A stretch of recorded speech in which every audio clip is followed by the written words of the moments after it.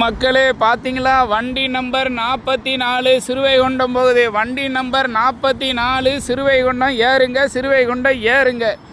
நேராக முருகங்குறிச்சி வாய்க்காப்பாலம் கடந்த உடனே நேர அசோக் தேட்ரு விளக்கு, அதுக்கப்புறம் பாளையங்கோட்டை மார்க்கெட்டு, சமாதானபுரத்துக்கு அப்புறம் நேர விஎம் சத்திரத்துக்கு அப்புறம் கிருஷ்ணாரத்துக்கு அப்புறம் செய்திங்கநல்லூர், கருங்குளம், புளியங்குளத்து விளக்கு, கால்வா விளக்கு, ஆதிச்சநல்லூர், சுப்பிரமணியாரம், பொன்னங்குறிச்சி, புதுக்குடி, சிறுவைகுண்டம்.